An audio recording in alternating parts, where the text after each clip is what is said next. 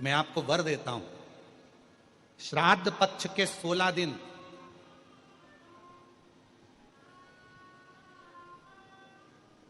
यदि संसार का कोई मनुष्य बेल दूध का प्रयोग करता है,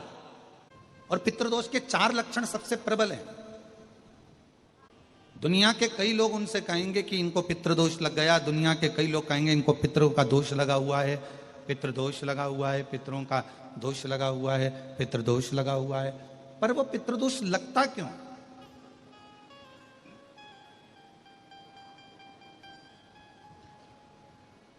पितृदोष लगने का कारण है क्या? आपने अपने गए हुए पूर्वजों के लिए तर्पण भी करा, पिंडदान भी करा, तिलांजलि भी दी, ब्राह्मण का भोजन भी कराया, सब कुछ करा जो आपसे बन सकता था, आपने सब कुछ करा, सब कुछ। फिर पितृदोष कैसे लग गया? फिर पितरों का दोष कैसे लग सकता है? तो पितरों ने तुरंत भगवान देवादिदेव महादेव से कहा कि संसार सागर में माता पिता के रहते हुए उनका आदर ना कर पाना, या माता पिता को जब प्यास लगी उस समय पर जल प्राप्त ना हो पाना, या किसी न किसी रूप में माता पिता के पूर्वजों के आदर से वंचित रह जाना,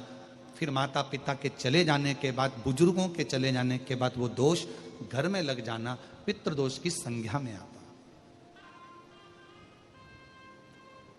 और पितृदोष के 4 लक्षण सबसे प्रबल हैं। ये कोई भी अनुभव कर सकता है पितृदोष के 4 लक्षण में। पहला लक्षण है 1 रुपया कमाओ, 1.25 रुपये खर्च हो रहे हैं, समझ लेना पितरों का दोष है। दूसरे नंबर का, एक व्यक्ति घर में बीमार है, ठीक हुआ, दूसरा बीमार पड़ गया, तीसरा ठीक हुआ, चौथा बीमार पड़ गया, घर में कोई ना कोई निरंतर बीमार पड़ा हुआ है, दवाई गोली लगी रही है, समझ लो पितरों का दोष है। तीसरे नंबर पर आप कोई पूजन की थाली लगाए, किसी को भोजन देने जा रहे थे, किसी को पानी देने जा रहे थे, किसी को भोजन का कोई नाश्ता देने जा रहे थे, और आपकी ट्रे में से, आपकी थाली में से, आपके हाथ से अगर कोई भरा हुआ पात्र पानी का गिर गया, नाश्ते का गिर गया, थाली गिर गई, कोई दूध का गिलास गिर गया, कोई सामग्री गिर गई, कोई पूजन की थाली तुम्हारे हाथ में है और पूजन की थाली में से मालूम पड़े कोई सामान गिर गया नीचे, समझ लो कि पितृ का दोष है। और चौथे नंबर पर पितरों का दोष का वर्णन किया गया, घर में जितने सदस्य रह रहे हैं, अगर वो किसी न किसी रूप में एक दूसरे पर चिढ़कर बोल रहे हैं, क्रोध कर कर बोल रहे हैं। प्रश्न बहुत छोटा सा है, पत्नी ने कुछ कहा, उसका उत्तर पति ने चिढ़कर दिया, पति ने कुछ कहा, पत्नी ने चिढ़कर उत्तर दिया, बच्चों ने कुछ कहा, माँ बाप ने चिढ़कर उत्तर दिया, माँ बाप कुछ बोले, बच्चे चिढ़कर उत्तर दिए, समझ लेना कि कहीं ना कहीं पितरों का दोष। तो भगवान पितृदेव ने अपने दामाद से,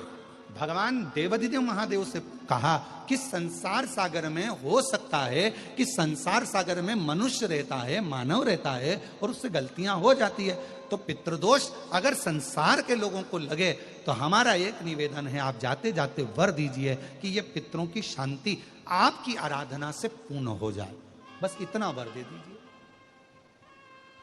शिव जी उस समय पर मौन हो गए। भगवान देवादिदेव महादेव एकदम मौन।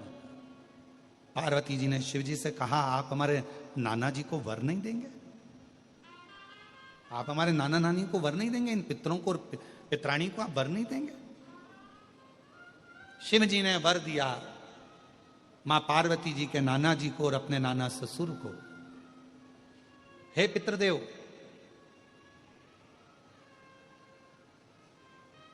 मैं आपको वर देता हूं,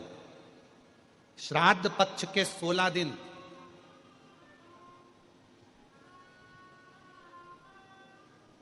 यदि संसार का कोई मनुष्य बेल दूध का प्रयोग करता है,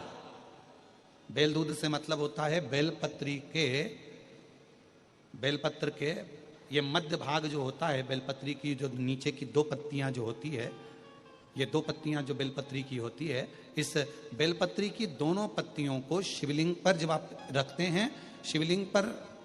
रखने के बाद में आपके हाथ में जो कटोरी में दूध है, वो दूध इन दोनों पत्तियों पर, ये पितरों के भाव से, पितृ पितराणी के भाव से, आप दोनों पत्तियों पर बेल दूध को अगर समर्पित कर रहे हैं, बेलपत्र समर्पित करने के बाद थोड़ी सी कटोरी में अगर गौमाता का दूध है और ये दोनों पत्तियों पर अगर आप अपने गोत्र से दूध चढ़ा रहे हैं, तो संसार में ऐसा कोई व्यक्ति नहीं है जिसके ऊपर पितृदोष लग जाए, पितृदोष समाप्त होकर ही रहता है।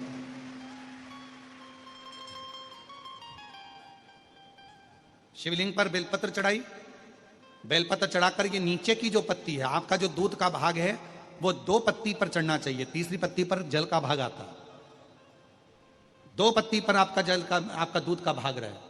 और जब बेल दूध का प्रयोग आप करते हैं और दूध बाबा को 16 दिन श्राद्ध के, अगर कोई कह दे कि आपके घर में पितृदोष है, ये दोष है, वो दोष है, सारे दोष आपके यहाँ लग गए हैं और आपके यहाँ ये 4 लक्षण अगर पितृदोष के दिख रहे हैं जो पहले कथा में वर्णित किए, अगर ये लक्षण दिख रहे हैं तो श्राद्ध पक्ष के 16 दिन पहले दिन से आप चालू हो जाओ। बेलपत्री शिव जी को चढ़ाया, कटोरी में या चम्मच में 2 बूंद का भी अगर दूध लेकर गए हो, थोड़ा सा भी, बस 2 पत्ती पर आपने दूध समर्पित करा और 1 लोटा जल जो तीसरे नंबर की पत्ती है उस पर समर्पित करा। आपको 16 दिन करने के बाद आपको खुद अनुभव होगा 17वें और 18वें दिन से कि मेरे घर में ऐसा लग रहा है कि सब शांति है और कोई किसी से चिढ़कर बात नहीं कर रहा, लक्ष्मी की वृद्धि अपने आप होना प्रारंभ।